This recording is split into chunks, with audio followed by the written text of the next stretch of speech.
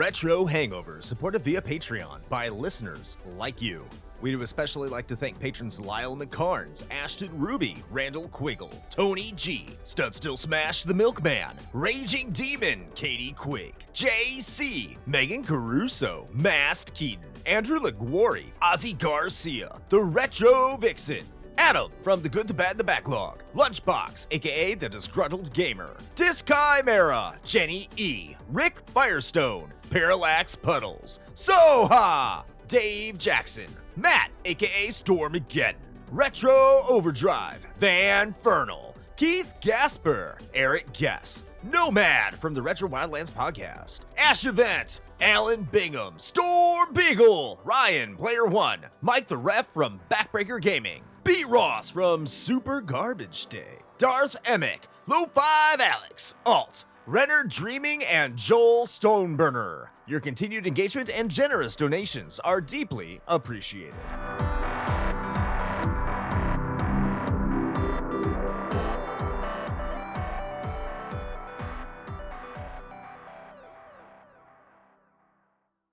Open your ears and crack some beers. You are listening to the most recent episode of Retro Hangover.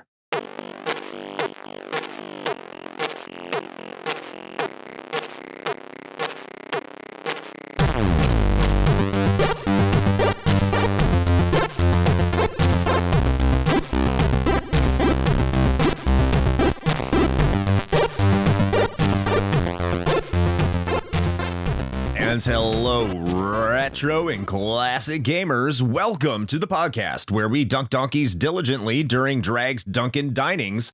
This is Retro Hangover.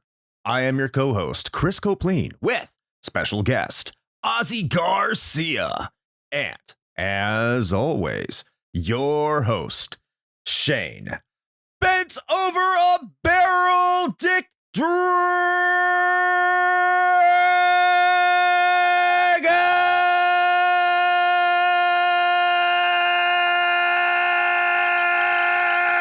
Kasky! I just took a sip of coffee. I feel very conflicted about this introduction because, like, on one hand, this might be it was almost my favorite alliteration of all time, but you did not say Dunkin' Donuts at the end, and I thought you were going to, so I'm actually kind of disappointed about that. On the flip side, I don't know how I feel about the barrel thing. I'm not gonna lie. Jury's still out. We're talking Donkey Kong, and it's on like Donkey Kong. Yeah, I mean, but did we have to? How does a dragon bend over anything exactly? Like bend over a barrel, you know? I mean, yeah, it could happen. I mean, you could get creative. Use your imagination because I can. That sounds dangerous. Anyways, you're the dick dragon, Shane, so you would know. Also, Dunkin' Donuts is fantastic. But in the meantime, welcome back to the show. Ozzy Garcia, please sponsor us, Dunkin' Donuts. It has been too long since you've been on the main feed. I know you're over on King of Games 96. That's currently going on our Patreon, but it's always nice to have you here, especially during April, to talk some Donkey Kong.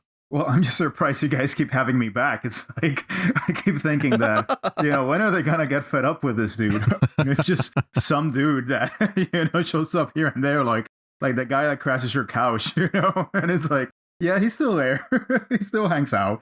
I'm just happy that you guys still bring me back. Ozzy Garcia, the couch surfer of podcasts. I'm just couch surfing podcasts at this point. So Ozzy, what do you do online? It's like, I don't know. I just kind of show up from time to time.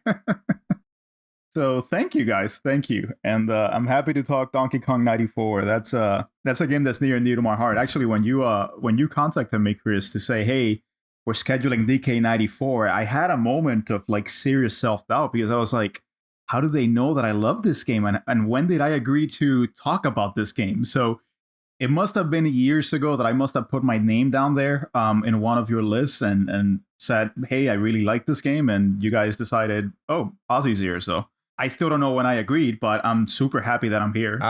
Well, you did agree, fortunately for us. And you may have tipped it off that at one point in some of our Discord conversations that Donkey Kong 94 may have been important to you. So I thought that you would be the best person to ask for this. And I'm happy you're here. I'm sure we're going to go over that when we get to personal experiences. And I do look forward to that. But I'm sounding way too official right now. That's just my stately presence, Chris. My stately presence is is. endowing you with a certain sense of formality and decor. So. Shit, I got to fix that. Speaking of fixing that, we like to talk about what we are playing lately in our personal lives before we get into the game du jour. And as is tradition, as we are wont to do, we start off with our guest. So, Ozzy, what have you been playing lately? Oh man, I had totally forgotten about this, that this was part of the segment, and I am so excited that I am talking about this the day after I beat The Quiet Man. I finally played through The Quiet Man. And let me tell you, my life is so much better for it. My life is so much better after playing The Quiet Man. Maybe you guys have heard about The Quiet Man. It was a legendary, how could we not? Catastrophic bomb from Square Enix. I don't know how this game was financed. I don't know how this game came together, but it did. I am so happy for it. Dark magic, most likely.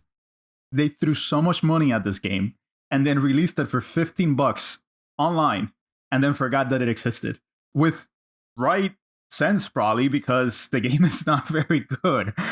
There is some semblance of a good game in there. I mean, you could tell that at some point this could have had potential, but it's almost like they ran out of budget, or Square Enix looked at this and said, ooh, this is really not coming together. And they said, okay, you guys have a little bit of scotch tape and 2 weeks to get this out the door, so go. But yeah, the big calling factor of this game is that you play the game and you have to play the game literally without hearing any of the dialogue. Literally, the whole game is just without any dialogue whatsoever. So people are just talking. Even your protagonist, who is deaf or hard of hearing, starts talking and you can't hear him at all because this is supposed to simulate being a deaf person, but it doesn't make any sense even within the context of the world itself and the game that they have built. But you're supposed to piece it all together, and it's this batshit insane story that has all these Oedipal complexes in it. Your girlfriend might be your mom, but she may not, and you may be a kid or you may not be, but you may be a mafia hitman or not. It's just batshit, and it's 3 hours, it's $3, and all I gotta say is play it. Just play the game, and you're gonna be so much better for it. That's one of the ones that I've been playing. I hope that I can convince at least one of you to at least pick this up, but I will keep talking about it, whenever I get the chance. It is in my Steam backlog, unfortunately. Okay, but you own it. I own it now, yes. Does that mean that you own it? Okay, Shane, do you own it? I am pretty sure that I do. I think I got it on sale or something. Great. That's the first step towards making your life better. Okay. It's been there this whole time. Just real quick, before we move on from The Quiet Man, I did also play Gamera 2000, which is a Panzer Dragoon-like on the PS1 about everyone's favorite kaiju flipping monster that is a massive turtle that shoots fire, and it's amazing. And Chris, you need to play this. I am begging you, please play Gamera 2000, because I know that you're a Saturn lover. You're a fine connoisseur of everything Saturn. And with this that is a Saturn said, game. No, it's not. It's a PS1 game, but it is basically Panzer Dragoon on the PS1. And it has everything you would want. It's basically a carbon copy of Panzer Dragoon. It has music by Sonata. It has live FMV. It's basically a direct-to-video movie that was never released, and it looks amazing for 96. If we ever do a King of Games 96, oh shit, we did. I don't know why this wasn't there. I don't know why this wasn't there. So, Gamera 2000, that's another one you'll have to play. Is it legit or is it Kusoge? No, it's good. It's actually genuinely good. It's actually genuinely good. It's actually Panzer Dragoon if it was made for the PS1. It's excellent. It's 7 levels. Again, the music is fantastic. And the gameplay is fast, it's zippy. It's just really an underrated and much deserved game that needs to be played by more people. And I hope I can keep proselytizing the good word of Gamera 2000. So there you go. That's what I've been playing.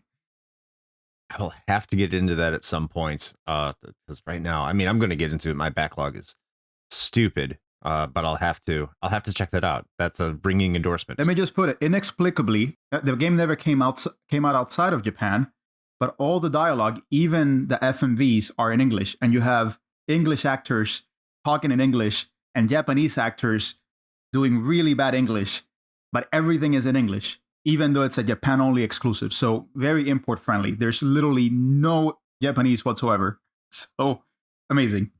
That sounds beautiful. Shane, should we cover that game? I love it. I mean, it sounds like we should. I don't know.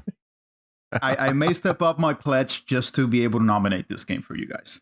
Ooh, that's a compelling argument. that is very compelling.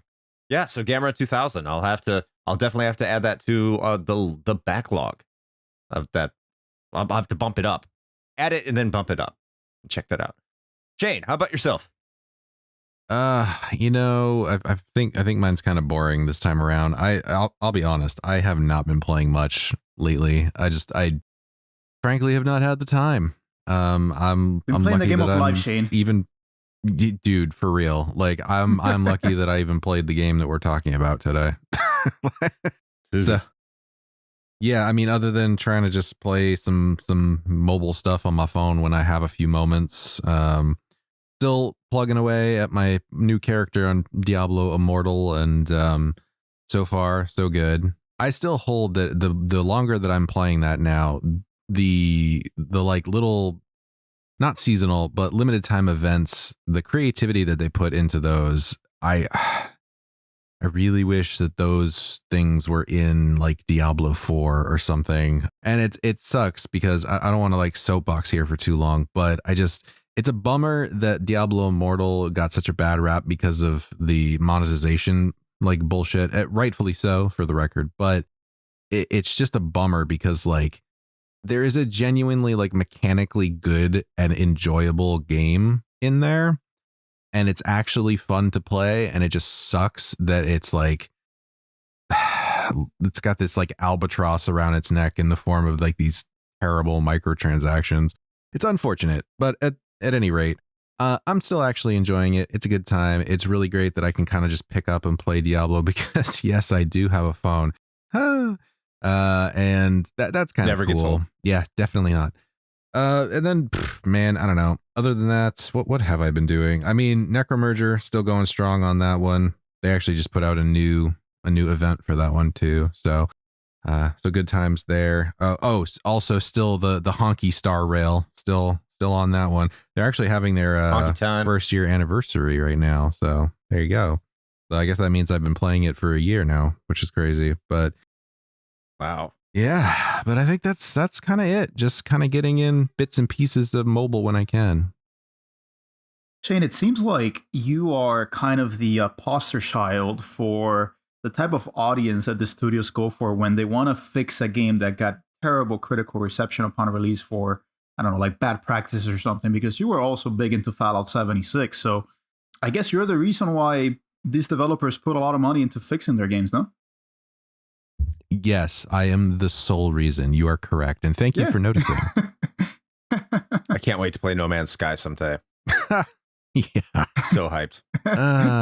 Yeah, that is a good point though. I mean, the thing about Fallout 76, because I definitely did not touch that when it first came out, but like it actually became a decent game. Like still some dumb decisions that I know were made because it needs to be a live service. It really should have just been its own standalone Fallout game, but underneath the BS, there's a legitimately good core of a game in there. It's just you gotta go digging sometimes, I guess.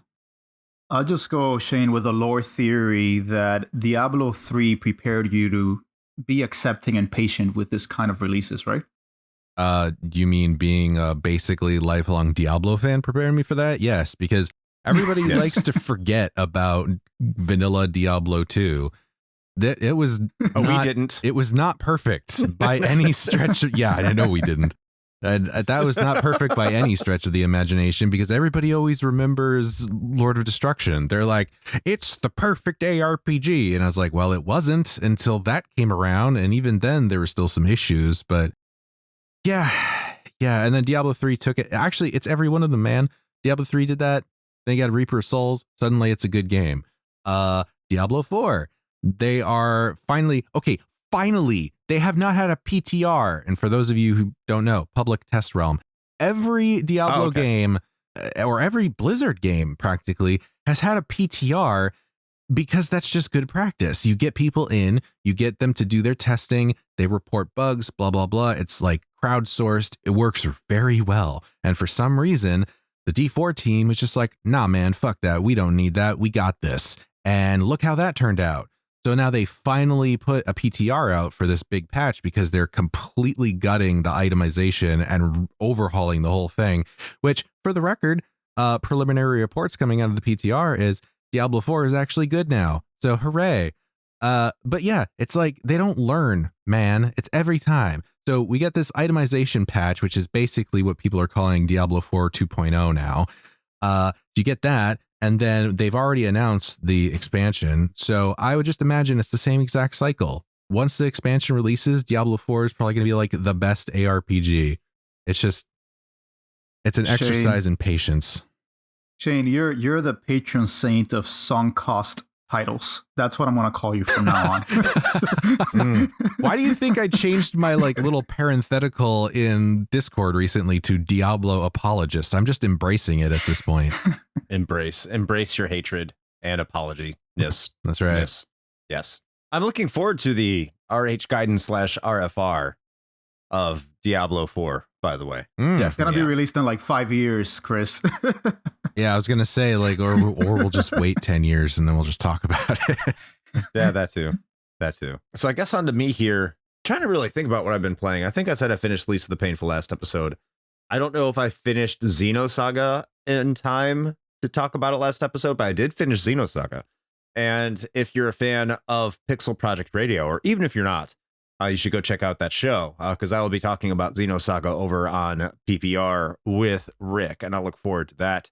I'm also playing a game right now that's relatively new, and I'm doing that for, as I was talking about before, with the Still Loading podcast with Josh Koval, and it's called Grand Soul Story. It was called Grand Soul Saga. That's an interesting title. I don't want to talk about it too much here. I'll just say that you can tell that it right now, in the state that I'm playing in right now, it feels like it should have stayed in early access. That's not to say it's bad, but there's just a lot of problems with it, like the absurd difficulty and how buggy it is. But I'll talk about that there. The good thing is it sounds like the developer is very, very receptive to criticism, very, very receptive to whenever like the game soft locks or bugs out. Because I soft locked myself by this in RPGs, like sometimes you talk to somebody and they move out of the way so you can go into a dungeon. I'm like, I don't think I'm quite prepared for this dungeon yet. So I left the area, and then another event made me had to go back to the area where I had to do that dungeon, and the guy wouldn't get out of the way. Like, he never moved. So I talked to Josh, Still Loading Josh, and he contacted the developer, and then within an hour, the bug was fixed. I'm like, oh, that's amazing. super cool. Yeah. But at the same time, it's kind of like, I feel like I'm a QA tester, and this is not a good feeling.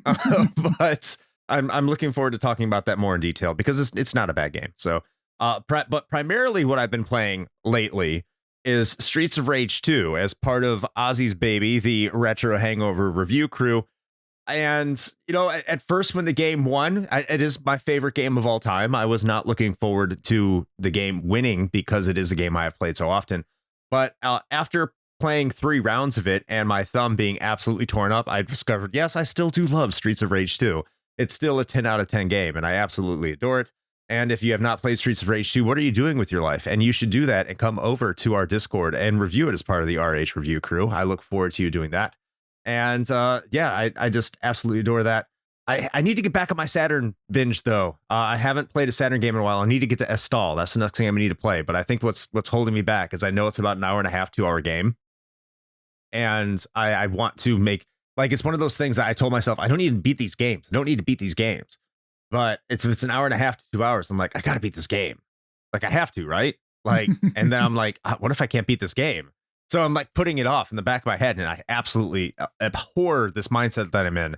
But I need to get over it so I can start producing more content for this project I have coming up for everybody, which is called IO Saturnalia, which is the end of the last episode. But yeah, I definitely need to get to work because That's only like game number 10. So, and there's like 240 of them. So yeah, plenty of stuff I need to do Still there. bigger than the Nintendo 64 library.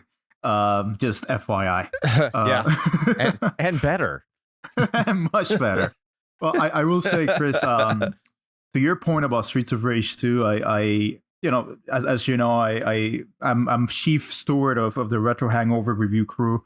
And I was a little bit bummed, that it won, because you and I chatted about it offline, and it was like, oh, I mean, this game is so popular. We kind of wish that something a little bit more obscure had won. But then I thought about it a little bit more, and I thought, well, it's good to kind of just talk about this game. Everyone kind of just takes it for granted that everyone has played it, but that's not necessarily the case. And it kind of forces you to actually sit down and play it and assess it on its own merits. And you have people like Dave Jackson, who, is not big into retro games, and he's kind of playing through it. He's doing the whole thing and kind of giving it its fair shake.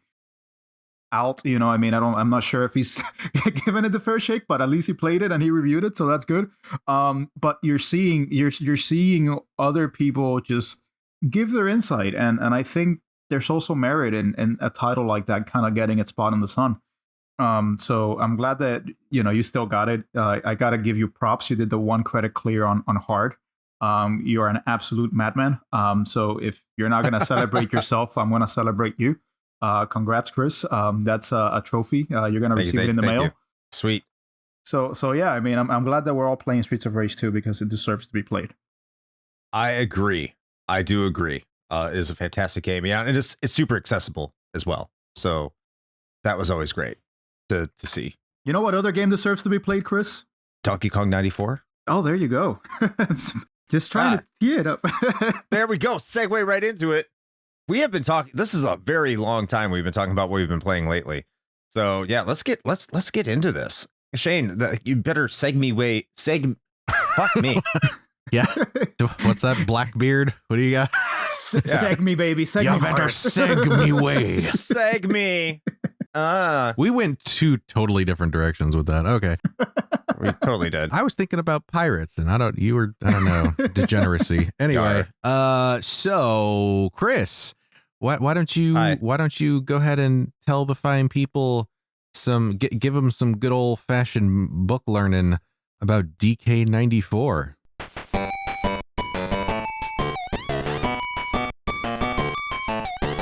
You know how we sometimes say that games just don't have a ton of information about them available in terms of their development?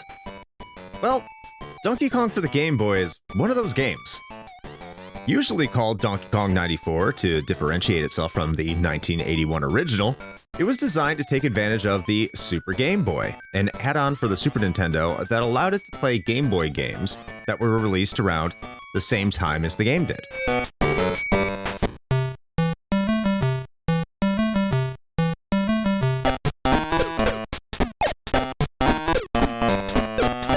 Donkey Kong would be produced by the one and only Shigeru Miyamoto, leading development with Nintendo EAD. Aside from that was a team of little notoriety. It was directed by Masayuki Kameyama and Takao Shimizu, and the game score was composed by Taisuke Araki. Not exactly household names by any stretch, as talented and as many projects as they may have been on. One member of note was Takaya Imamura, one of the game's designers, who would go on to be the chief designer of the critically acclaimed and fondly remembered F-Zero X. Donkey Kong would be released in, you guessed it, 1994, with Japan receiving it on June 14th and North America on June 22nd, with Europe receiving it on September 24th. It also reviewed well, scoring an 85% in aggregate, with Electronic Gaming Monthly giving it their overall Game of the Month award in their August 1994 issue. Sales-wise, it did well, moving over 3 million units worldwide, becoming the 17th best-selling game released for the Game Boy line of consoles.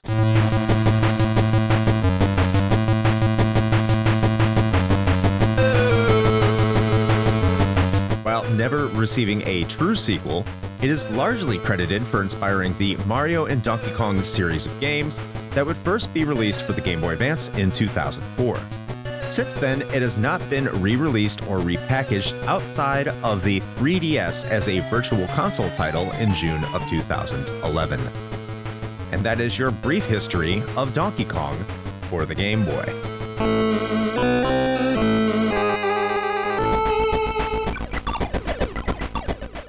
All right. Well, thank you, Chris. I think it's been a minute that we've actually adhered to that, but I do believe that is, in fact, a brief history.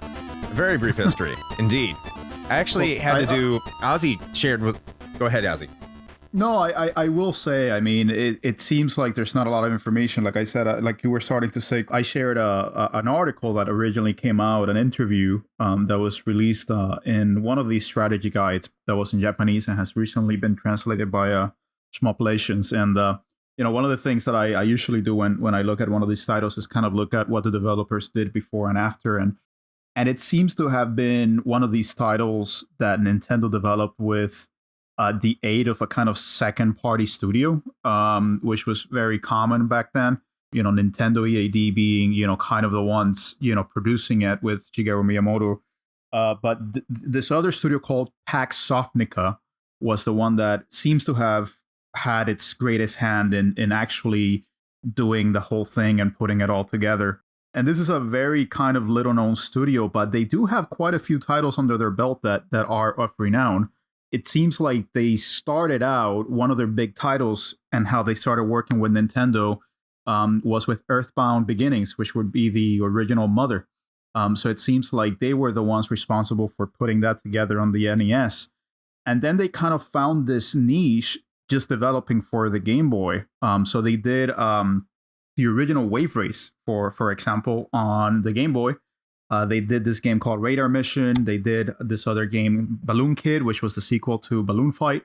And they eventually ended up doing Mall Mania, which was another Shigeru Miyamoto title that was also very well received. So, yeah, not very knowledgeable, but they do seem to have a very strong resume. Seems to be the case that in 2002 they kind of disbanded, their last game being Hamtaro for the Game Boy Advance. So not a great send off, but it seems like they did have quite a bit of products that they successfully released and were well received. Yeah, it's actually doing some research on it. Some of the people who was part of this team that you were mentioning was Radar Mission. I want to say Radar Scope, but that's a different game. I wonder if Radar Mission is an homage to that. I should probably look that one up. But they also did Wave Race. A lot of the same people that are part of Wave Race were part of this, even down to the producer of Shigeru Miyamoto, being with them for a lot of it. Indicates to me that Miyamoto had a lot of faith in what this team was doing. And one of the little known people as part of the developers that I mentioned, which was Takao Shimizu. If you look him up in Moby Games and look at what he did in terms of his body of work, he has a very long line of credits to include a lot of work with Capcom as well, with the Monster Hunter series and some of the Resident Evil games. So these were people that, to me, they seemed like a lot of background actors that you don't know the names of, but provided significant contributions towards the industry overall, which, that should be remembered. I mean, we don't necessarily talk about these people a lot on this show just because we don't focus too much on the history. But normally when we talk about a game, there's usually a big name attached to it. That's not really the case here. But these are people that did make a lot of contributions to the industry as a whole. And yeah, it's nice to just recognize it every once in a while. Well, it's kind of also the case because you have Nintendo at the time and most Japanese developers not really wanting to show off any of the people that were behind the scenes. And it was just, this is a Nintendo product. You have the Nintendo seal of quality. You don't need to know anybody else. You don't need to know how the sausage was made. It's just Nintendo. That's the only name that you should care about. Right. Part of that little renown has to do with that. I will also say they also developed a game that I believe either you guys played or were at risk of playing, which is Star Wars Episode 1 Racer for the Game Boy Color. I know that Lyle wanted you to play that game, so I don't know if you ever got around to it. We streamed it once. Okay, got it. Probably not the best game. No. Well, let's get into the personal experiences here. I'm going to have Ozzy, I'm going to have you hold off on this and do it last, because I think your story is definitely the most interesting between the three of us. I'll kick this one off by saying I played it for this episode.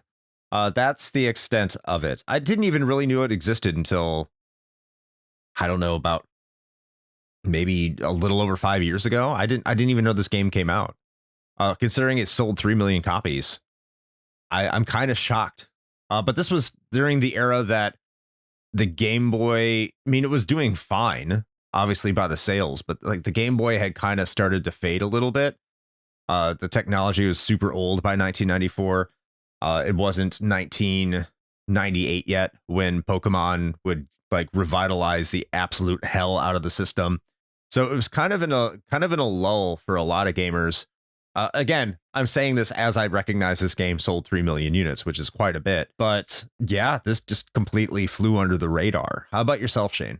So I was thinking about this earlier today, actually, and I want to say that I recall seeing this probably like in well, at the time it would have been in EB Games, now that I think about it.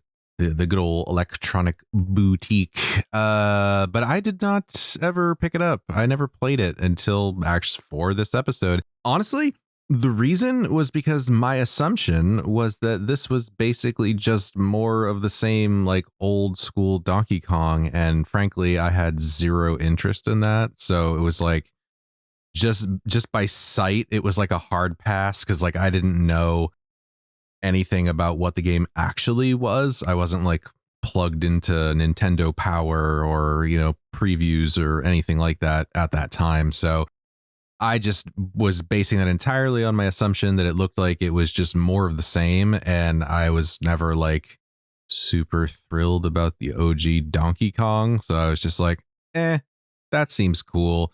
And then never thought about it again. I mean, spoiler alert, I have been pleasantly surprised. But I did not know at the time. So, yeah, I got to comment on that as well. As if I did see it, not that I remember seeing it, but if I did see it, there at the time there was no reason to think that it would just be Donkey Kong, like the original Donkey Kong on the Game Boy. Yeah, because that's the way so many people, so many developers and I don't know, publishers would package their old games. Like Pac-Man's notorious for that. Like if it says Pac-Man, you're getting fucking Pac-Man. If it says Miss Pac-Man, you're basically getting Miss Pac-Man, or like Galaga. That like you're getting like the base arcade game, which yeah, these games are great, but that's not what you're necessarily looking for when you're putting it up, especially if you're a fan of more deeper games. You're like, do I want to play the 4 stages I remember from the NES version of Donkey Kong, or do I want to play Final Fantasy Legend 3? Tough choice. Probably not Donkey Kong. So I could completely understand why people like us would just kind of, I don't know, put their noses up at it, because the assumption would be, yeah, this is just the arcade game we don't want to deal with. Well, it doesn't help that Nintendo had this penchant for just calling it the same name as the original game, which is something that has become much more common nowadays, with people doing reboots and the like. But if you're seeing it back in the day and the game is just called Donkey Kong because we call it Donkey Kong 94, but that's not its actual name. It's just Donkey Kong. Mm-hmm. There's no reason, if you're a parent or if you're someone in your teens, to think that this is not just the same old Donkey Kong. I don't doubt. I mean, that this is just one of the reasons why the game is not as well known, even though, as you say, Chris, I'm surprised that it sold 3 million copies. Yeah, I think that's the biggest shocker. And I'd have to look where it sold by region, because something tells me, I have this feeling that where it sold is probably the best is probably Japan, because I think there is more coverage there. They could have just called the new Donkey Kong, and that's it. yeah, they would learn that later. Donkey Kong U. Oh no, new Donkey Kong U. Yes.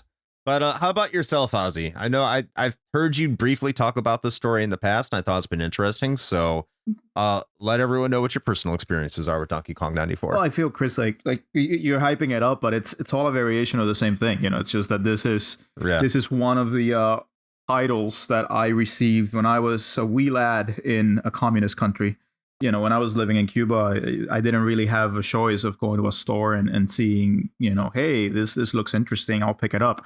Well, I was whatever the hell, you know, my dad, who had left the country at the time, was able to send me. And when I got the Game Boy, I think I got the Game Boy in 1996, and this was the original brick.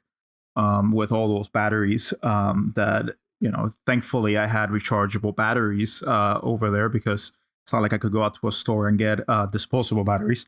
Yeah, I mean, this was probably one of the first 3 titles or so that I got for the system. So I put it on heavy rotation. It was one of those titles that the compactness of it made for very easy play sessions, and it was my first exposure, 1, to Donkey Kong, and 2, not necessarily to Mario, because I knew Mario from the NES games, but my very own Mario. I mean, it was my own Mario game, that I could play, and it was mine, and so it's weird because to me, the kind of lore within Donkey Kong 94 is really the lore that I grew up with in terms of who Mario was. And so when I started seeing Princess Peach, I was like, who the hell is this imposter? Like, Pauline's his girl, I had this whole distorted idea of the Mario, multiverse. But no, I mean, I played a ton of it. It was one of those titles that unfortunately, I had to leave behind when I had to leave. And eventually, many years later, when I started collecting again, it was one of those that I said I gotta have again, because I had such good memories of it. I was probably around 7 when I was playing it, and so it just kind of, we'll speak about this a little bit more, but it just kind of goes to show how much the game kind of eases you into its mechanics. When a 7-year-old was able to get quite far into it, and I felt comfortable, kind of learning the ins and outs of the game. Never quite beat it, actually. I beat it now for the first time in my life, now, getting ready for this episode. So thank you guys. You helped me close the chapter in my life. Now I can move on and be a good citizen of society, now that I put this behind me. But yeah, it's a game I hold near and dear to my heart. There's not really a lot of, further than the fact that it meant a lot to me when I didn't really have much choice in what to play. And a lot of the memories that I have from there are just sparked the moment that I put this game in. It's just one of those nostalgia-laden titles for me that every single sound, graphic, sprite, etc., just brings forth and spews all this nostalgia, in my mind. So, yeah, it's been a good experience to just be back in it and play it and actually get to complete it. That's awesome. I'm glad you're able to complete it for this one. And from understanding, you played this on original hardware. Well, kind of with your analog pocket, correct? I did. I played it with a pocket. I actually played it with a filter that approximates the original Game Boy.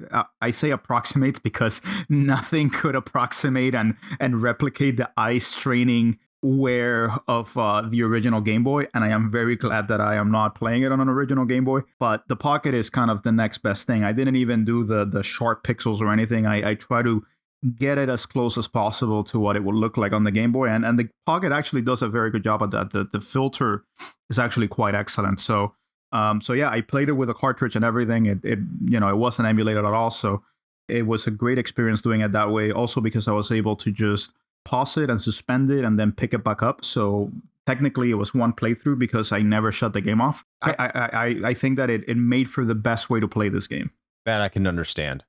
Ozzy, I want you to know that I do think that your story is very interesting. I do like hearing your story in that perspective, because not all of us, grew up in a communist country trying to not have video games, and that's just a perspective that I'm sure a lot of our listeners don't have either. So that's really cool.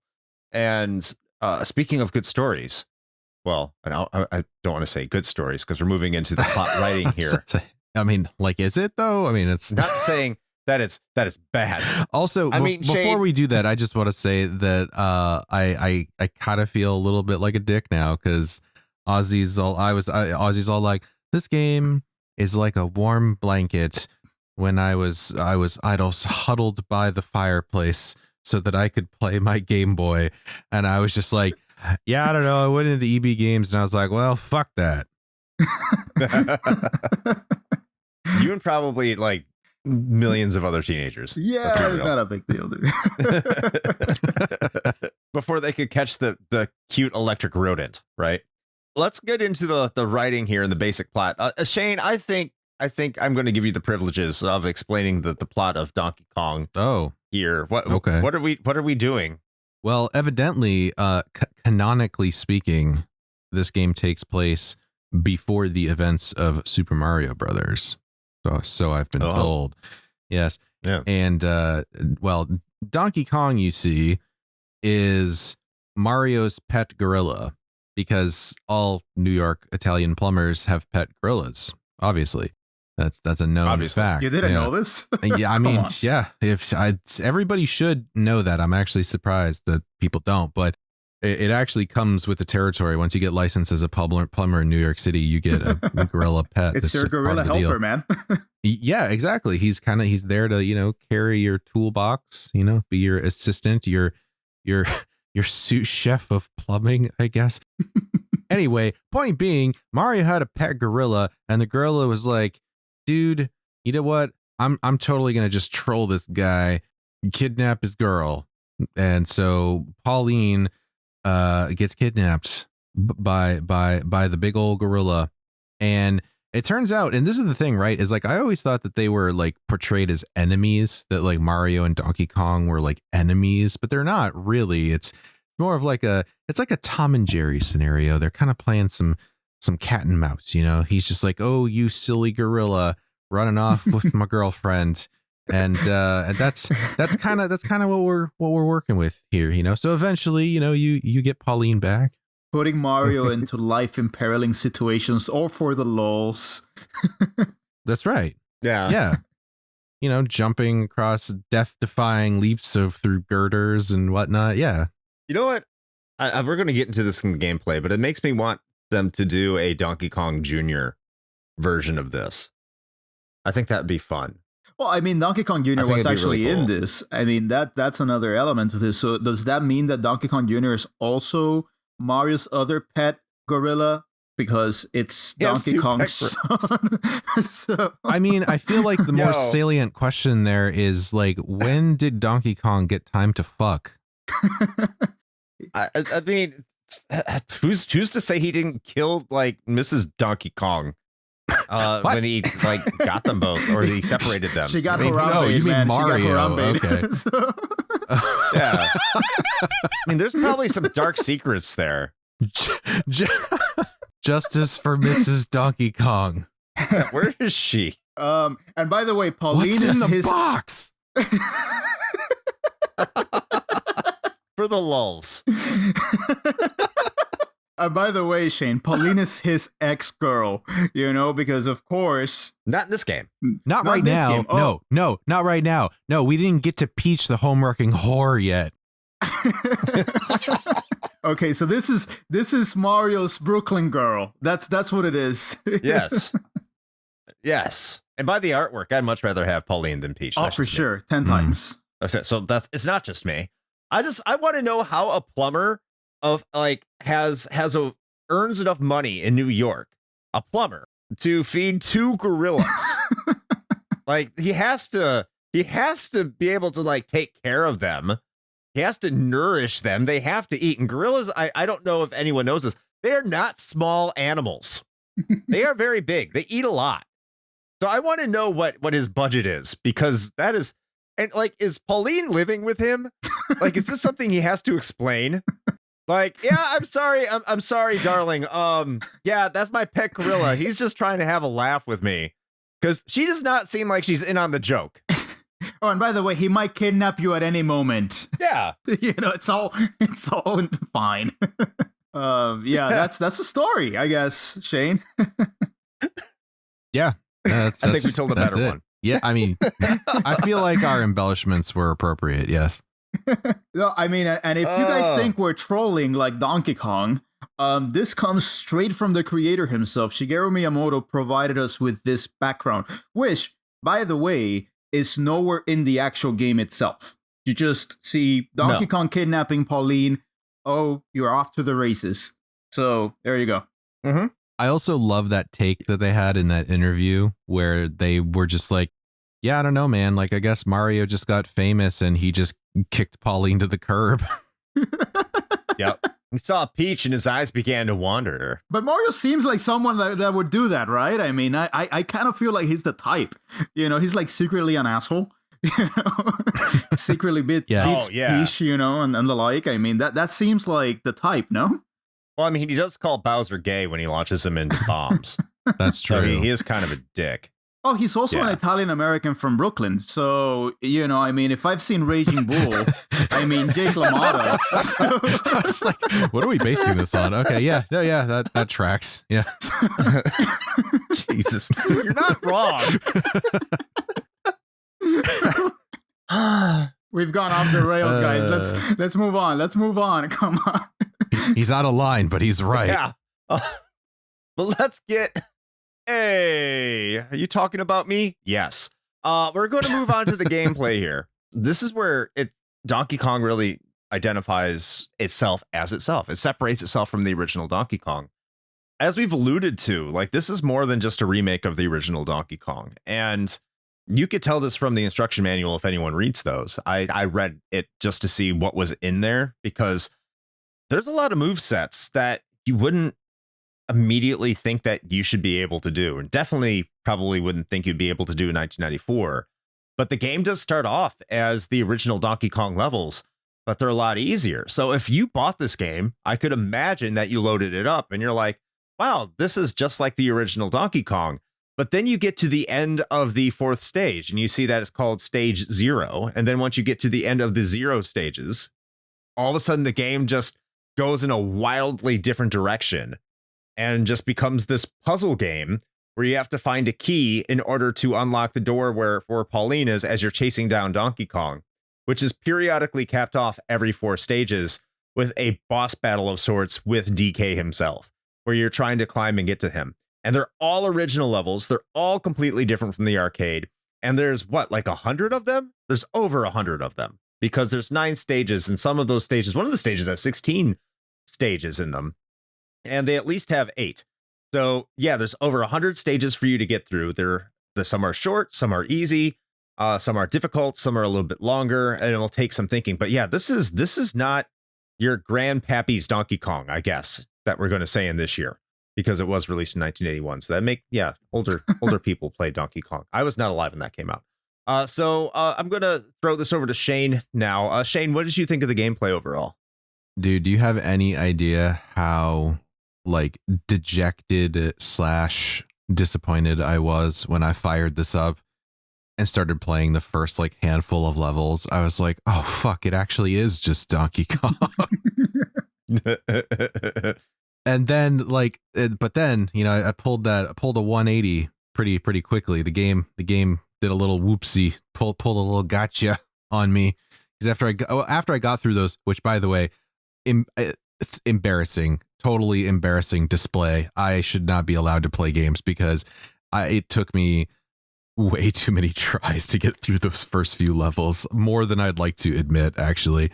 And so I finally got through those, and then the game just like suddenly opens up, and I was like, oh shit, okay, this is actually something worthwhile. And as soon as I got to those, like when I got to the actual game and saw how everything sort of like slowly progressed, where you'd start gaining more and more abilities to leverage in each stage to solve the puzzles, and kind of how the flow of that worked. And also it took an embarrassingly long amount of time for me to realize that I could do that, like the backflip jump. Yeah. I didn't even know I could do that because I didn't read any sort of instructions. I was just assuming that I could just do a normal jump. And then I did it by accident once, and I was like, I'm sorry, what was that?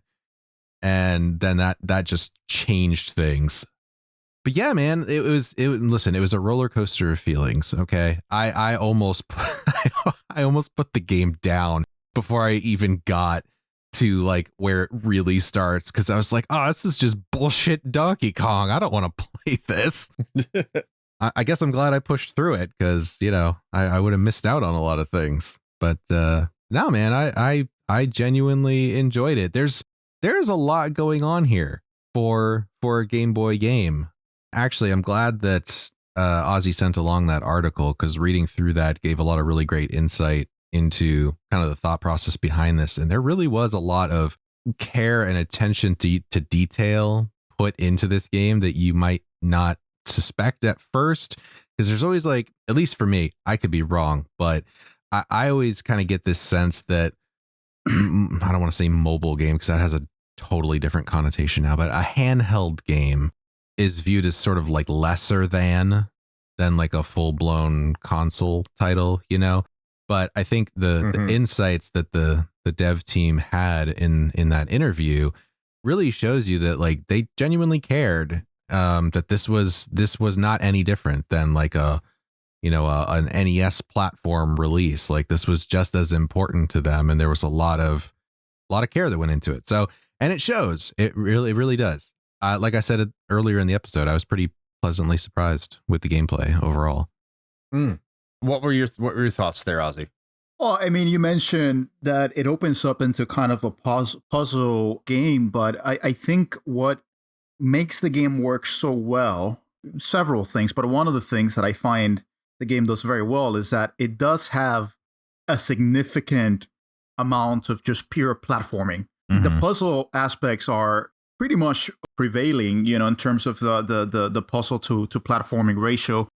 But you do have a ton of levels that kind of serve as good, icebreakers and change of pace, where it's just pure platforming and you just have to kind of get through the level. I think the game is very well paced because, as you said, Chris, you have those every 4 levels you have to beat Donkey Kong. And it's funny because probably the easiest part about the whole game is probably those Donkey Kong fights. I don't know if you guys felt the same way, but I felt like like those were extremely easy.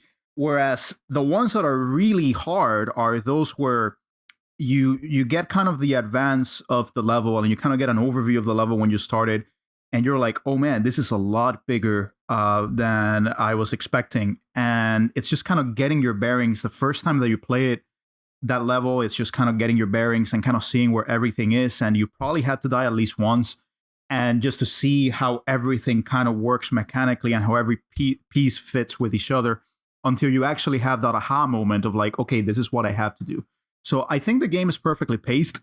It's also very good at layering and kind of adding new movesets, even though those moves are all there. You get all the moves from the beginning, actually. You have all the moves. You can do backflips. You can do the double, a triple jump from the very beginning. You can actually beat the first level in 3 seconds. You don't even have to go up the stairs because you can just do the backflip. Mario is, by the way, very, very flexible in this game. Probably the most flexible that he's ever been. Well, he was young. He's getting yoga. Yeah. He was much younger at the time. He's a little bit more creaky nowadays. He also had Pauline. Yeah, he also had Pauline. I hear she had an insatiable appetite. And, nowadays he needs a lot more Bengay to get those moves going. So, yeah, I mean, those moves eventually start figuring into the levels. And the game has this very good, part where after the 4 levels, you kind of get this vignette, this demo, where it's Mario chasing Donkey Kong. He has Donkey Kong, has Pauline.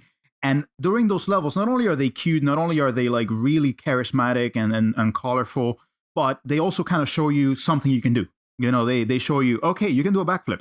Or, okay, you can actually go on your legs and get a barrel, and that falling barrel, kind of tumbles over, and you can then pick it up. Because, by the way, it's worth mentioning that one of the moves here is similar to Super Mario Brothers 2, where you can pick up enemies that are not spiky, you can pick up barrels, etc., and that plays into it. So the sheer variety of it all kind of keeps the game fresh. Even though, and Chris, we agreed with this, it's a game that's very much meant to be taken in bite sizes. You should play this game as if you were playing it how it came out, which is you pick it up, you play a few levels, and then you put it down. I really think that you are doing yourself a disservice if you try to marathon this game, maybe like we started trying to do, because the game is not meant to be played that way. It's meant to be played as in, you go on the bus, you have a few minutes to kill, and you get through the level. And it works very well that way. So top to bottom, I mean, I think it's like 101 levels. It keeps the variety. Every single one of those levels is exquisitely designed. I wrote down in my notes, it's just a masterclass in design. I think this is really Shigeru Miyamoto and their team just firing on all cylinders, really. It really shows through in the level design. I would echo a lot of exactly what you said. I did really appreciate those vignettes that they had in between the levels that you would go to after every single time you would fight Donkey Kong, because it not only would show you the moves that you could do, but it would show you how those moves could be applied and how they were supposed to be used. And that's like doing a tutorial without doing a tutorial, but at the same time, it's telling you, hey, read the manual because that came with this, because how are you supposed to know how to do these things? And one of those things that came up in the interview that you shared with us, Ozzy, is, hey, Street Fighter 2 is having an impact on the gaming industry because they're like, we need to put in button combinations in order for Mario to do some different moves that will help the player advance through the stages. And that's the concept between the backflip and the triple jump and all these moves like getting the barrel from your feet if Donkey Kong's throwing a barrel at you and being able to, protect yourself from falling items and stuff like that. So Street Fighter 2, all credit there as well. Love Street Fighter 2, as you know, on the show. But they wanted to make it simple so anyone could execute it, and they were a lot of fun to do. They didn't want to make them complicated. And so when you take a look at the backflip, if you know how to execute that makes the game significantly more accessible in getting through a lot of these levels. And there are a lot of things too that you do have to do in this game that the game doesn't implicitly tell you.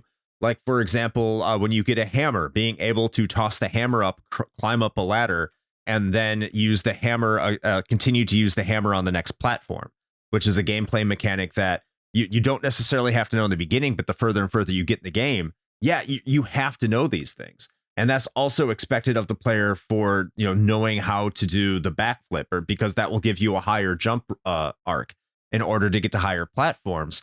So the game does expect you to know how to play it at some points where the beginning of the game doesn't really teach you how to do that. But it does through the vignettes, but it doesn't expect you to, which again is brilliant level design and brilliant platforming. I also love the fact that Donkey Kong Jr.'s play mechanics are here as well, straight from the game itself, where you have vines. And if you grab 2 vines at once, you can climb up faster. But if you're on 1 vine, you can climb down faster. And knowing those mechanics, if you've played the original Donkey Kong Jr., if you're a fan of that, you will definitely be appreciative of it, because there are levels that are directly lifted out of it, like trying to lift the keys up into, I think the stage 9, where you have to jam the keys up into the top platform in order to lock Donkey Kong Jr. away, which is the final level of the Donkey Kong Jr., rotation, which is super cool. Of course, there's like various levels like ice levels and stuff like that, which the game does ease you into over time. So like you'll have a level that'll start off like, oh, here's a platform, and these platforms will sink if you jump on them. And if they sink, you can die. And it like starts off in the ice level where you jump on platforms and these like icebergs will sink into the water and it's fine. But then you get to the fire level and it shows you if you jump in the fire, you die, and has the same kind of platforms. So if you let them sink, you will also die. So it increases the difficulty while still keeping all of the same mechanics, which I'll say this, Miyamoto is probably one of the best game designers when it comes to teaching the player how the game is supposed to work naturally and intuitively.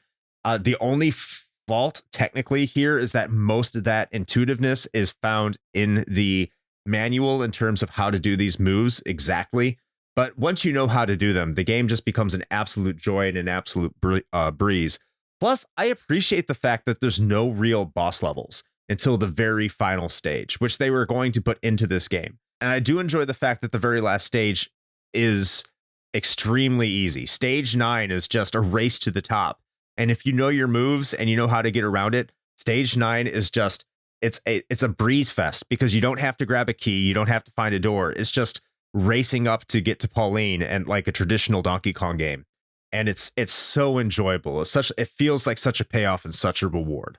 Well, I think, and that's because for stage 9 itself, part of it is that they want to give you that empowerment of, you've learned all of this, you got this, you can do it. So one of the levels, for example, you can make it a lot harder for yourself if you try to jump, but if you're just doing the backflip, then the level is extremely easy. Yep. It's really good, and kind of giving you that variety and kind of making you feel like, okay, I got this now.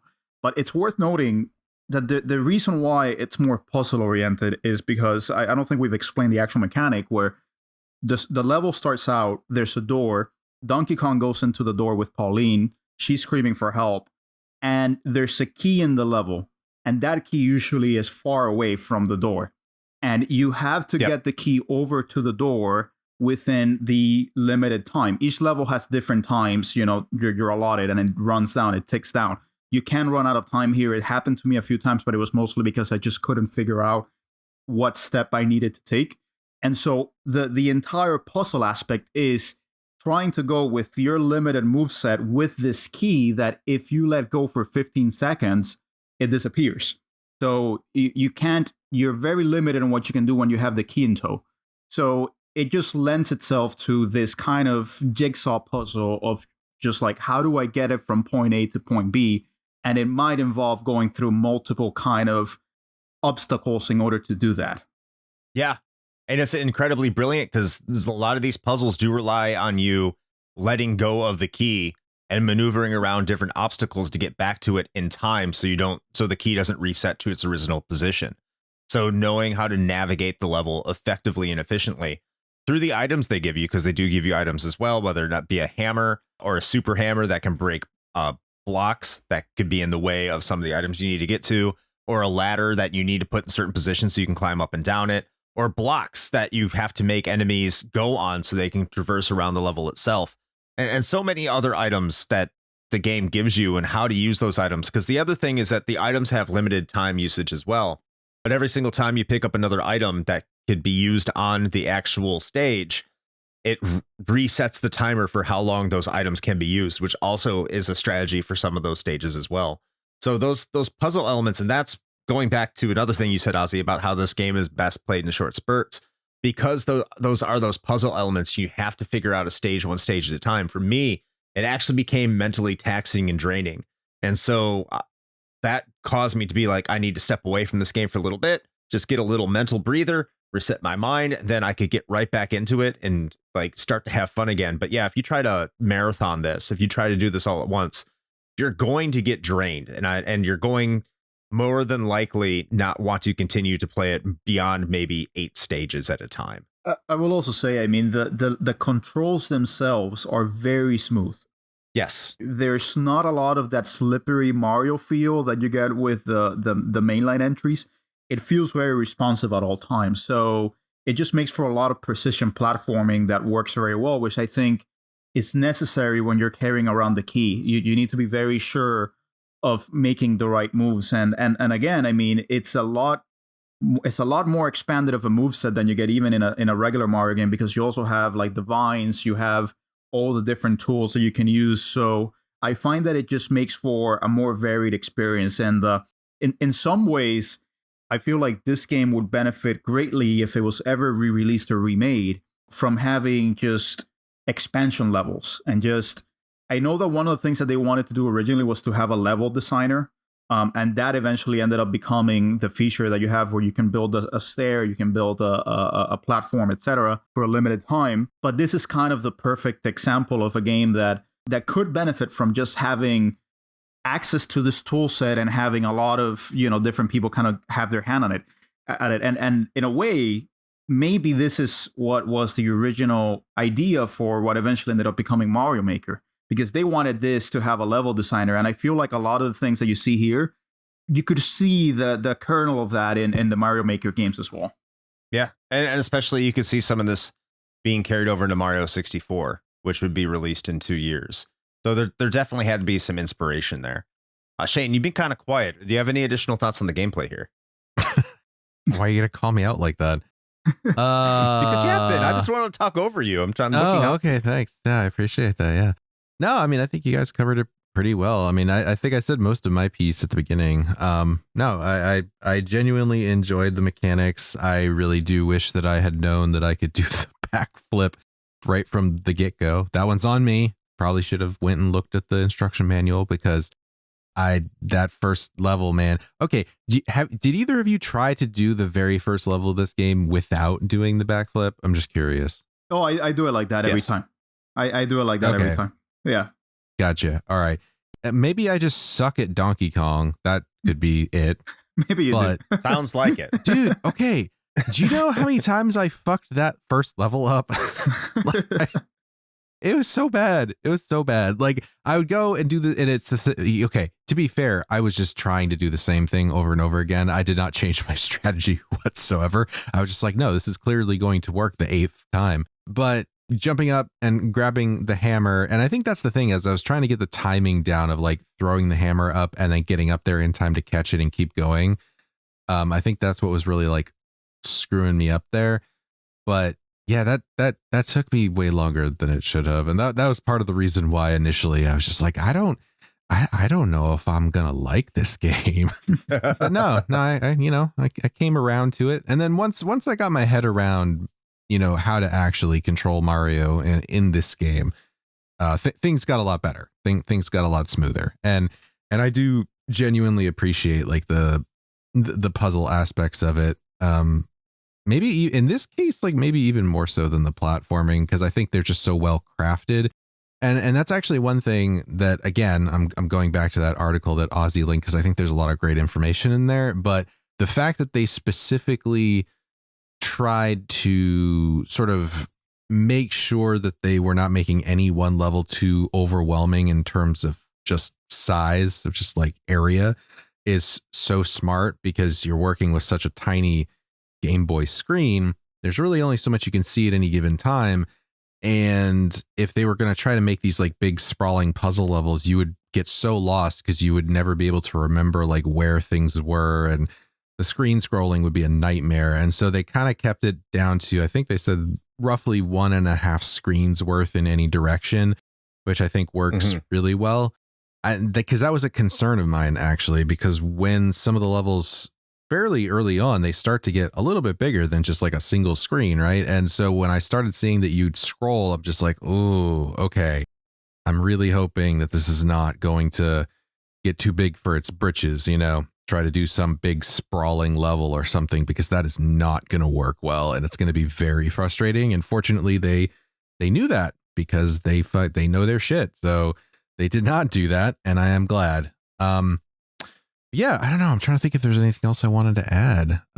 Just overall, like I said, I think Ozzy covered it really well. Like it is very smooth. Generally speaking, it is a joy to play. I will say I did try to marathon the first like 2 worlds, like the 2 maps.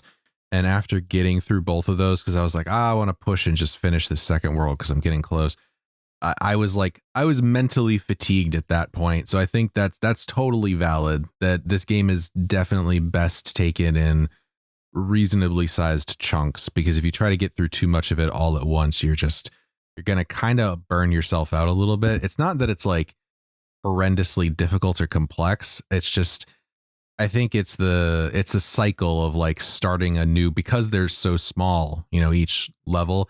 I think having to start each new one and then sort of assess what you need to do in each level, and it being different, that cycle can get a little tiresome if you're trying to do too much all at once. 100% agree. Anything else we want to add to the gameplay here, fellas? No, I think we've covered it quite well. I do think we have. Yeah, absolutely. So that means we're going to be moving on to the graphics here and how this game looks. We've talked about how smooth it is in terms of the gameplay, but does this game look smooth? Ozzy, how about you kick this one off? I think, from the actual design component of it, I mean, the actual key art for the game, the drawings, the caricatures, etc. I mean, they're very much classic Mario. Like the Mario that you remember as a kid, Chris or Shane. And it's beautifully drawn. And then the actual sprite work itself, it has that very particular Game Boy charm, where they managed to do a lot with a very limited tool set. And, particularly in stark contrast with the original Super Mario Land, which was very limited and essentially was superseded in actual, graphical quality very quickly. This shows kind of 5 years of improvements to it. The sprites are chunky. The sprites are very well designed. They all have all this character. They all have a lot of motion, and it feels very lavish. It feels like they put a lot of attention to detail to every single element of the enemies, of the levels, etc. And I guess the closest I can think of, to what this looks like, it's very similar in look an appearance to Super Mario Land 2, 6 golden coins, to Super Mario World, Wario Land, Super Mario Land 3. It has that kind of chunky, bigger sprite look that we see from those titles. You know, the game is not shy of sometimes kind of doing a big set piece, like the last level, the last boss.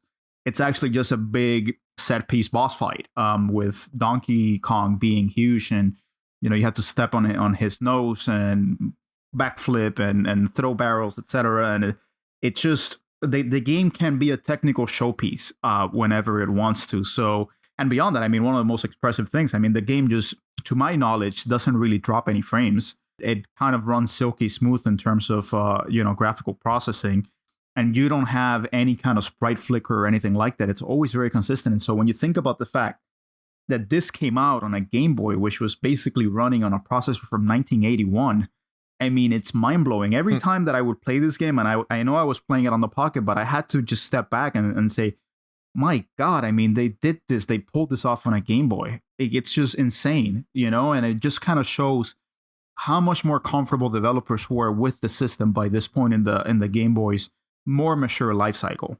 Oh, absolutely. And little did we know that it would still have like 5 more years of its life cycle.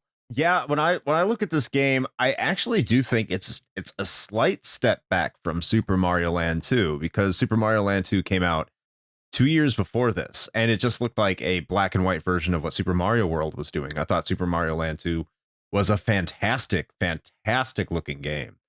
And so when you load this up initially, like the way I viewed it is yeah, I could see like it's kind of on the parallel, like with like Little Mario, but I still don't think that it looks as good necessarily as Super Mario Land. But that's the thing. It's not trying to be Super Mario Land. It's trying to be Donkey Kong. And so if you're looking at it through the lens of the producers here are trying to do it through kind of this lens of subversion, where they're giving you the first 4 levels of Donkey Kong to kick this off.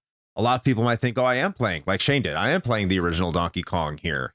So you're getting that even in terms of a graphical presentation, which, yeah, it's a little bit of a step back from what you got from Super Mario Land 2, but I think that's fine because it's a different game and it does look really good. Now, I did not play this on the Super Game Boy, which I understand has a lot of different color palettes and brings it up to make it, look more closely to a Nintendo game with colors and everything like that. But I think that you could play this in black and white like I did, because I did play this on an emulator, and I think you'll be perfectly fine. I think the graphics perfectly suit what this game is trying to do, which is actually more important than being visually impressive. Does the graphics accomplish what the developers are trying to get across, and does it look the best it possibly could for what it's trying to accomplish? Especially, so this is something you realize in modern gaming today, where indie games are so prevalent and they have this retro aesthetic. Is it more, does the game look appropriate rather than is this game at the top of its game? And I think that the former is definitely answered here in Donkey Kong, and because I don't think they could get much better looking on the Game Boy either. But you said, Ozzy, it's very impressive for what they're doing from a chip that was technically designed in 1981. That, yeah, it's still a very decent looking game, even if it is like kind of a step back from a game that was released 2 years prior. What do you think, Shane? Yeah, I don't know. I'm not sure that I'm in the same camp as far as like talking about being a step back or anything. Although, to be fair, I don't think I'm the one to make that comparison. But I given what they were trying to do, right? Because this is again, I love how we this totally, your one thing you linked, Ozzy, it made us sound like we know what the fuck we're talking about. So thank you for that, by the way. But apparently this was the first game made with Super Game Boy functionality. And so like with that, right, there was some difficulties that they faced with that of trying to figure out like, okay, how do we develop this graphically so that it works on both the Game Boy and still is also going to look good on this Super Game Boy thing. So I think with the sort of extra level of challenge in that, I think they pulled that off pretty well, all things considered. I played the virtual console version of this on my 3DS, which is basically just the original game but also I get to have the built-in save state stuff, which I definitely will admit I used on more than one occasion. But I don't know. I liked it. I thought it looked good. I hated the first Mario that we had on the Game Boy. Oh yeah, Super Mario Land. I loved it. It was terrible. You can hate it. I mean, the game's not bad. No, you shut your whore mouth. Okay, listen, the game itself is not bad. I hated the graphics. Let's be clear. Okay. No, I thought the graphics were fucking awful. And, whatever. It was a product of its particular time. Fine. Great.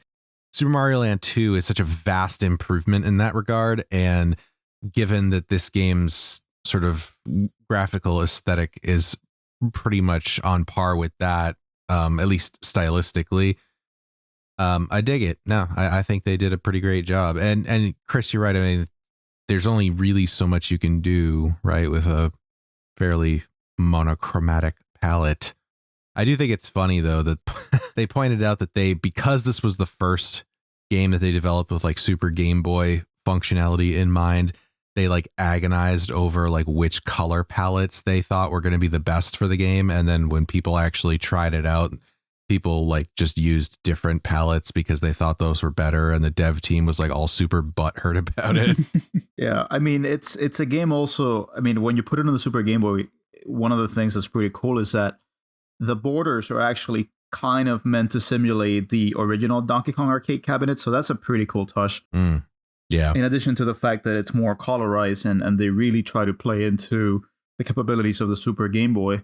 But I do think this game really begs for a re-release with actual proper colorization, because I think that would maybe shift your perspective, Chris, on how good the game looks. I think maybe part of it is just that the monochromatic aspect of it makes it pop a little less. But I do think that hopefully, and maybe we'll get into this later, but I do hope that this gets a re-release with proper colorization. I didn't say it looks bad. I just think it's a little bit of a step back from Super Mario Land. That's all I'm saying. I mean, I could see that, but like you said, I mean, it's a different game, and I think Super Mario Land 2 is much slower in pace and has a lot less going on screen, at any one time. So I could see how that let them kind of have a little bit more, graphical real estate. I also hear the criticism of Super Mario Land 2 is just that the Mario sprite is too big. That's actually a valid criticism, in my opinion. I think so. With this one, the Mario sprite is a lot smaller. Again, because you have to navigate just this much bigger kind of stage that has all these different layers to get through. Yeah, and that's why I said, like, it looks good for what it's accomplishing. Like, a bigger sprite in Super Mario Land looks better, but you said it's a valid criticism because towards the game itself, it's not as practical. Yeah. So, I mean, I still stand by what I say. I'm not. No, I'm not arguing. I'm not moving off it. Not arguing. It's whatever. No. It's all, I want to get into a fight with you on this podcast. Let's go. No. Let's make it. Let's make it. I'm a pacifist nowadays, Chris. I don't over fucking Mario graphics. Let's brawl. Hey, listen, everybody has to pick their hill to die on. If that one's yours, then so be it. Yeah. Let's get into the sound design here. Shane, you kick this off. It's fun, man. I don't think I've ever said that about the sound design of any game in the 200 something episodes that we've done. I might have. I don't know. I'm old.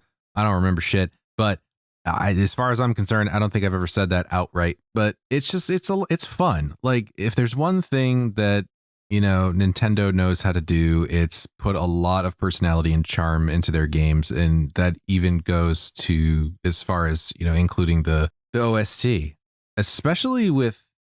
I mean, it wasn't limited at the time. It's what they were working with. But looking at this in retrospect, with the limited hardware that they had, to work with, they get, and maybe because of that, even I think we've made that argument before, that sometimes technological limitation breeds innovation in a way that having every tool at your disposal just can't.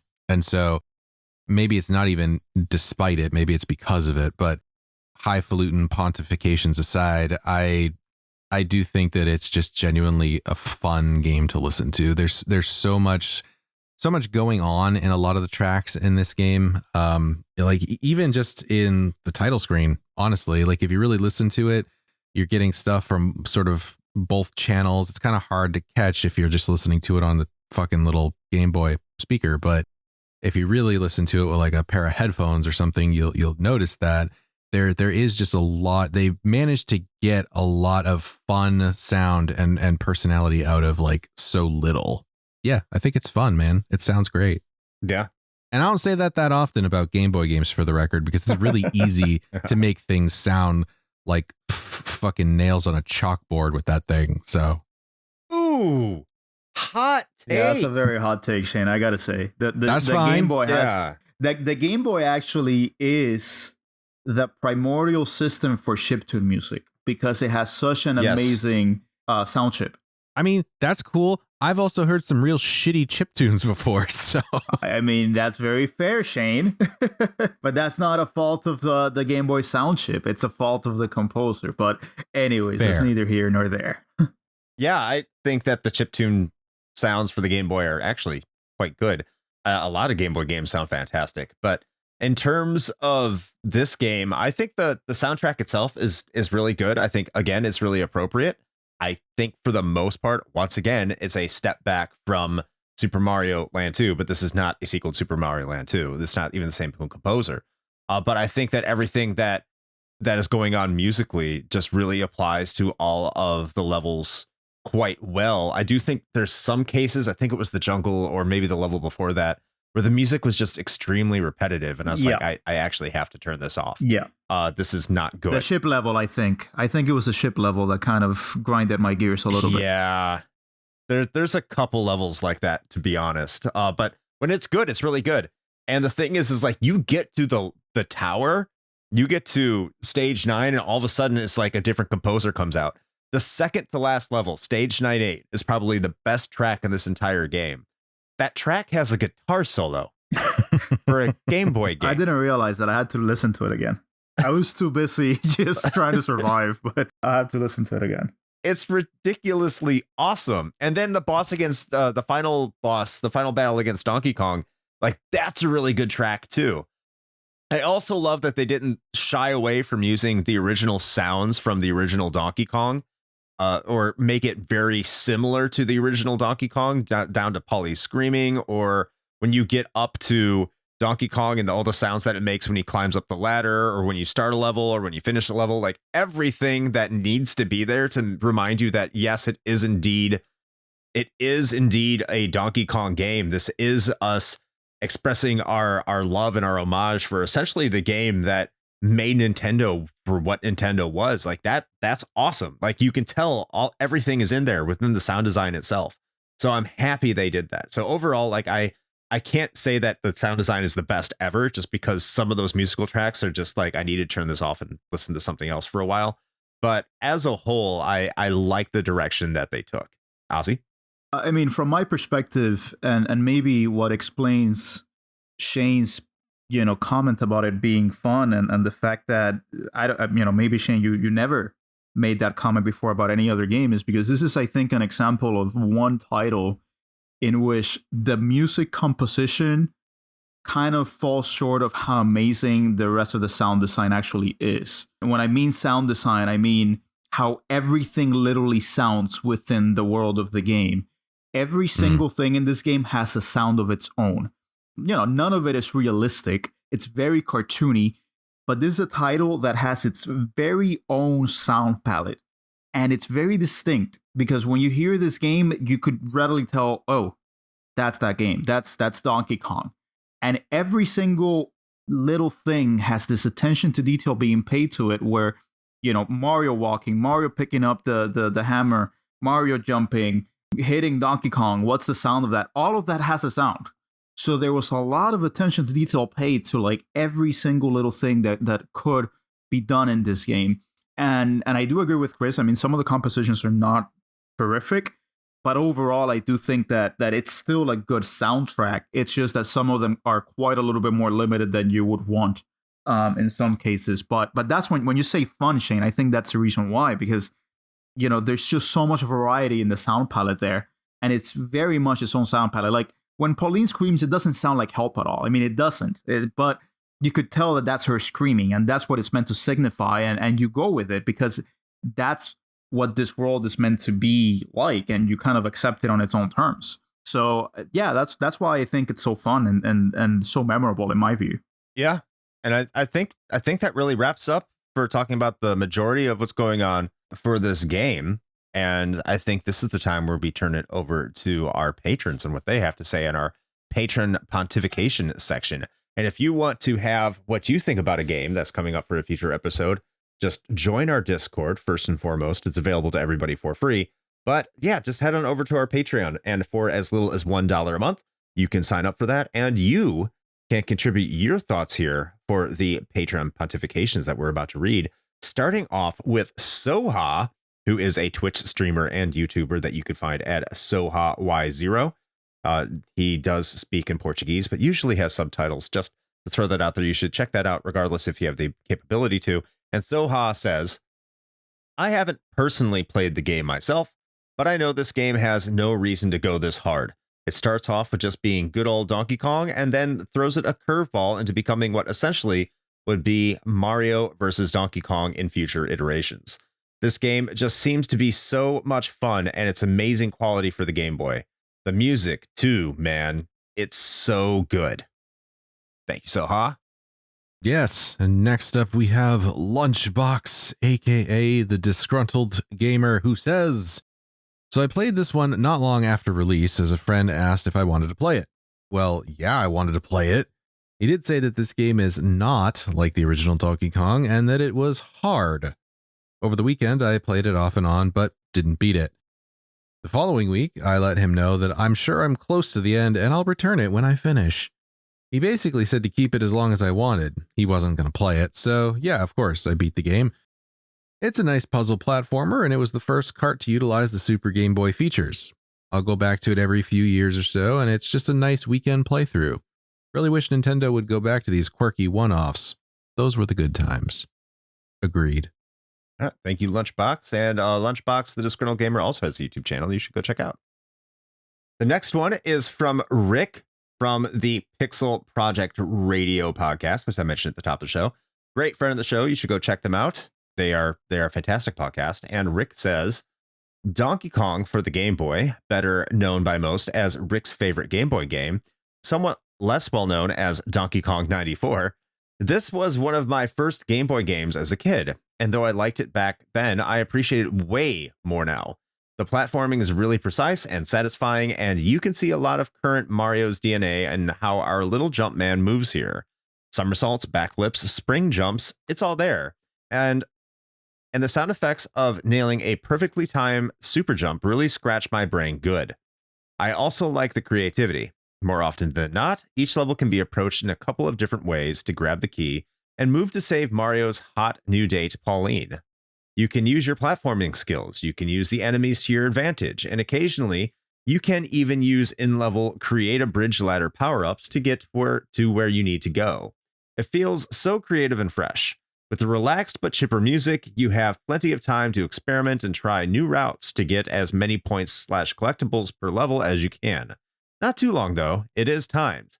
The fact that this game holds up really well to this day speaks to its quality. Don't let DK squeeze his thick monkey cheeks into any more doors with your lady captive, Mario.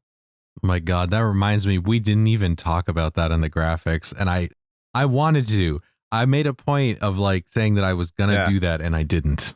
Yes, he has some thick monkey cheeks. I also have to say, one thing that I did want to talk about is how many lives this game throws at you. Oh, yeah. You get tons and tons of extra lives. I had 99. Then I was just like, it won't let you go above it. And if you die once you have 99, it doesn't go above like a fake counter. But yeah, you will have a ton of lives if you play this game correctly. It just does out lives left and right. I mean, you're gonna top out. You're always gonna top out because there's so many opportunities to get lives. So if you're worried about this game and lives, don't. You could pretty much go infinite with this because it's very hard for you to actually, lose lives and run out of them. Absolutely. All right, sorry, I got sidetracked by the thick monkey cheeks. All right, our last one, but certainly not least, is the one and only Alt, who says DK94 is great. It's an arcade experience that is fleshed out that eventually led to Mario vs. DK, and I've always wanted to put it on the level of Bugs Bunny Castle Capers, but a step further. Basically a puzzle game, unless I'm misremembering it in Mario vs. DK. Sadly, the series went down a Lemmings-like path in the future and died off until the remake of Mario vs. DK that was released this year. I think it was a fun game, but I haven't played it in decades. All right. And that concludes our Patreon pontifications, and now it's time for our thoughts on to whether or not we think this game has held up today. As is tradition, myself and Shane will go first before letting our guest have the final word. So Shane, do you think this game has held up today? For sure. Yes, 100%.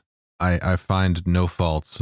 No, I mean, it's great. Like, it's perfect. It's the perfect little bite-sized game, which, of course, it sounds stupid to say now, but honestly, with a lot of handheld games over the years trying to be console titles and being fucking 80-hour epics or whatever, I think it's really nice to have a game designed for the platform that it's on. And so given that it's supposed to be something that you take with you on the go, that you play on the train or whatever, this is perfectly designed for that. So if you just want to pick it up, if you got a few minutes, this is something, as I was saying at the very beginning of the episode, is becoming even more and more relevant to my life personally. If you only have, a little bit of time to get some gaming in, like, this fits that bill to a T. You can pick it up, you can play 1 or 2 levels, and then put it down again and then keep going later. And it's great. And I really do I'm not always the biggest fan of like puzzle platformers. Sometimes they just really don't kind of jive with me, but this one really did. And it is genuinely a lot of fun to play, and it is extremely forgiving. That was one of the things that, they went into this purposefully designing it to not be some like crazy difficult puzzle platformer. It's not. And as we just mentioned, it basically showers you in 1-ups. So it's not like you're really ever in danger of like completely failing. So even though the levels are timed, there's a lot of room for not only error, but experimentation, to the point where I think it was funny because the developers said that essentially there are like 2 ways that you could go about almost any one of these levels. There's the elegant way to solve it, which is what their intended path was for you. And then there's the ugly way. You could do either and still finish the level, but you're going to have a better time if you figure out the elegant solution. So there you go. At any rate, that's a whole lot to say that this still very much is absolutely playable and enjoyable today in 2024 as we are recording this. So definitely recommend. All right. I'm going to agree with Shane for our first game of April. Donkey Kong 94, yes, is the game that has held up. It's a really fantastic game that is meant to be played on the go. I think that's going to be lost for a lot of people if they try to emulate this or play this on their console or like try to find some other way to play this, just because, as Shane said, we do live in a world where the modern portable market is trying to replicate the console experience in almost every form and fashion. And that is not what this game is. This game is a tried and true portable game, is a tried and true portable experience, and it's a lot of fun. It is very creative. It will ask you to be creative. It will ask you to think in different ways, and it's meant to be put down after 4 to 8 stages. And you can save your progress and move on with your life and know that no matter what, this game is going to be there when you come back for you. And you can always play stages in different ways and experiment and find out different ways to do things. And there isn't always one answer as the way that you're supposed to complete a level.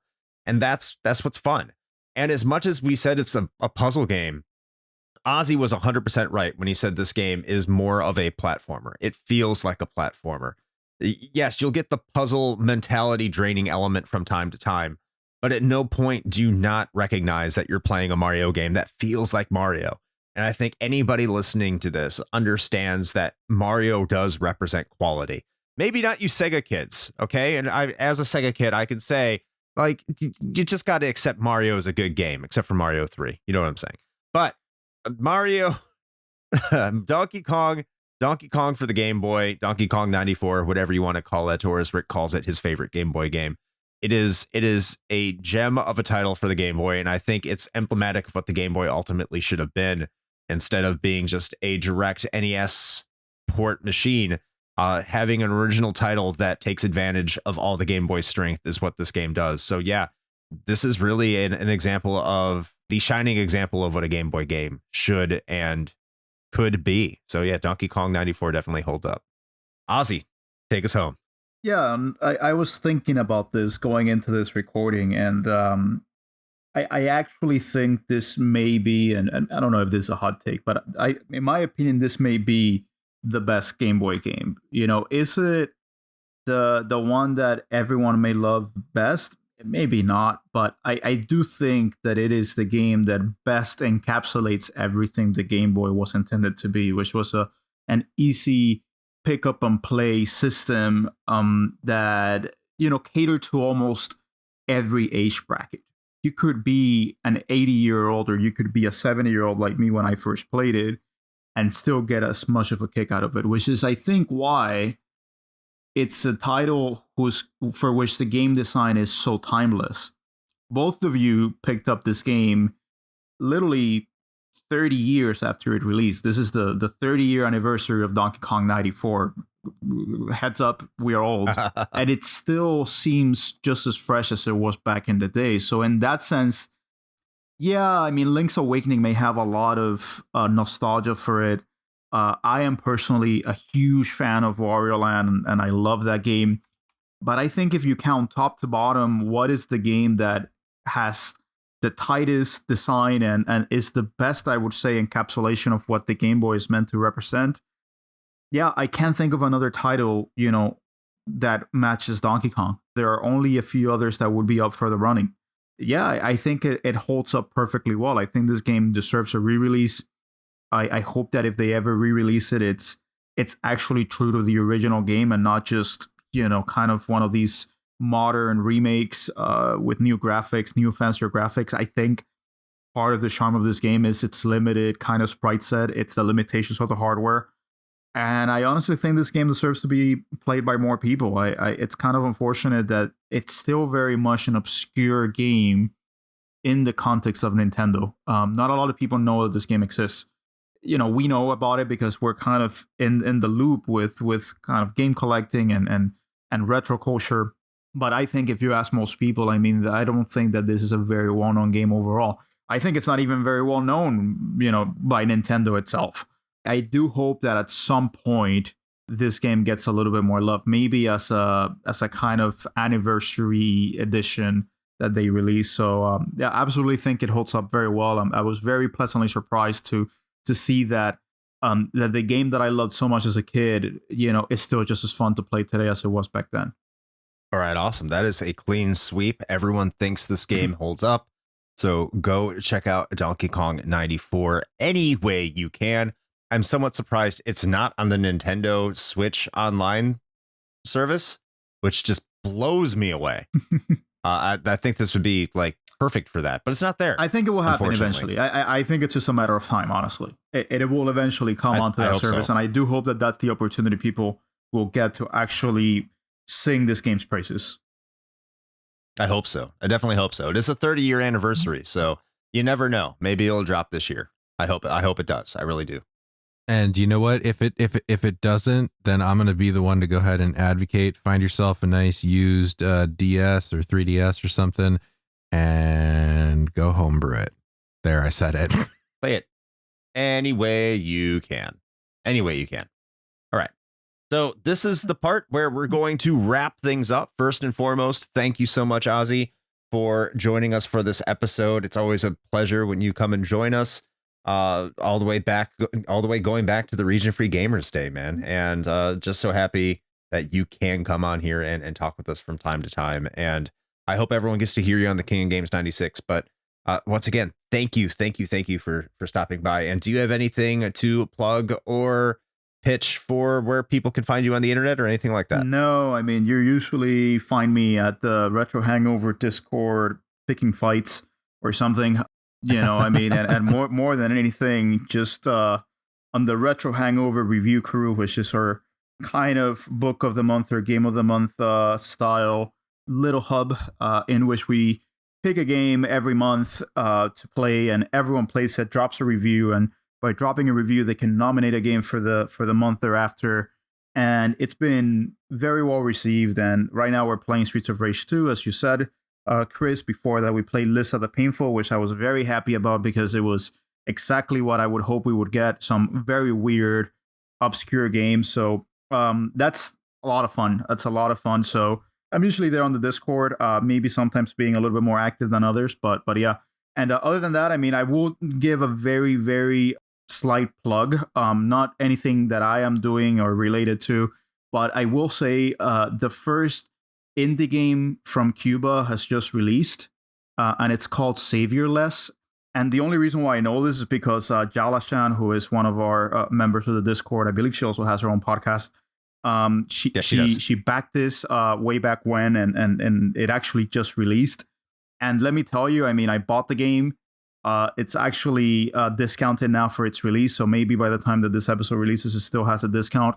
But it just, the art style itself is sublime. I popped it in, and it looks amazing. It's a Metroidvania, a very dark fantasy Metroidvania. So think Dark Souls with Metroidvania, and you kind of have an idea. And I really hope that, you know, if you guys have it in you to drop $11, you know, that you go and support it, just because I know firsthand, you know, what, you know, these developers must have gone through in order to get this out the door. And even $11, it's going to go a long way. Just for reference, the standard salary in Cuba is about $30 a month. So if you drop $11, that's it. You just, you know, gave them 1/3 of their salary, basically, of what they would get. So, you know, if I can use this platform to just plug someone's hard work and maybe change someone's life, you know, I mean, that would be pretty nice. So I'm just going to plug that. Again, the game is called Saviorless. It's out on Steam and on Switch. So yeah, go pick it up if you want to support, you know, these very, you know, inspiring story. Well, I mean, you said Metroidvania and Dark Souls, and for a good cause. So I'm clearly in. There you go. I have at least changed one mind. So I'm happy my work here is done, guys. Gonna get a Saviorless RFR. Yeah. Give it like 5 years. It may be. Okay. Listen, you guys have a huge backlog of episodes. That's a good thing. You guys have so much content. You guys have content out the wazoo. So it just shows that even if you guys decide to stop recording, you're going to have so much content down the line that, you know, you could basically stop and not do anything for quite a bit. You know, I never thought of it that way, but that's true. People maybe Shane, know we're gone. Maybe that sabbatical you wanted to take, Shane. I feel like Chris has other input on that because he's been fucking holding the fort down on all of the Patreon content for a while now. But speaking of that, that's a beautiful segue. I couldn't ask for anything better to our little spiel that we like to do here. So if this happens to be your first time listening to the show, then hey, how's it going? We hope you enjoyed your time here. Maybe you're gonna go check out some Donkey Kong or some Saviorless. Get on that. And you know what? If you haven't gone and listened to that burgeoning backlog that we do have, I might recommend you do that, because boy, there is a lot for you to get through. You will not be wanting for content for some time. And so if you'd like to check that out, as well as all the other things that we've got out there on the internets, whether that happens to be the Patreon, which, you know, if you'd like to support the show in that fashion, I always go on record as saying I think that's crazy and do not recommend it, but that has not stopped people. So I'm not going to get in the way. You do you. But there is a lot of really great content there as well. And as of this episode, our King of Games 1996 is still going on exclusively on our Patreon. So if you want to get in on that before it gets out to the main feed a little bit later, you know, I don't know, for bragging rights, I guess, go tell the other people at work or, you know, whatever, that, man, I sure did listen to this cool stuff and you didn't get to. And if you feel good about that, then you're welcome. So head on over there. We've also got, I don't know, what do we got? We got a YouTube channel. We got a merch store. We got socials that we use occasionally. All those things. They're all in one convenient location. Just head to Linktree. You got to go to Linktree/Retro Hangover. That's where it's all at. So, bop on over there and pick one of those things and off you go. The other thing I didn't mention, which at some point I have to ask Chris whether or not he's getting tired of this being like his somehow weirdly like unofficial thing that he has to do all the time now. But there's a Twitch. We sure do have one of those. So Chris, what do we do there? It doesn't involve hot tubs yet, but I think that meta has passed. So it has passed. I have to play a game on my ass now, apparently. True. That's true. But, we should green screen our junk or something, right? I'm down. I need to zoom in quite a bit. Yeah, head on over to twitch.tv/retro hangover Sundays at 9 p.m. unless, we're recording or WrestleMania is on or something. And we'll be playing a game for you. So head on over there at twitch.tv/retro hangover and we'll be having a good time. 9 p.m. Eastern time on Sundays. And yeah, there it is. I don't have much more than that. All right. Well, there you have it. So I would suppose with all of that now having been said, until next time. Play with your Italian New Yorker attitude joysticks. I'm walking here.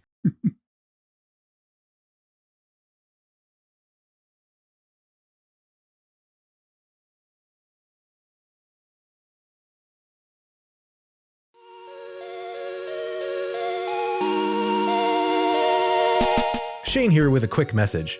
The one rule Chris and I have always gone by regarding advertisements is this. It has to be something we use and can personally vouch for. If you know me, you know I love coffee. And Bones Coffee Company has been my go-to for home brewing for quite some time now. Their small batch beans come in an impressive variety of flavors like Mint Invaders from Chocolate Space, or Electric Unicorn, which I swear tastes exactly like Fruity Pebbles.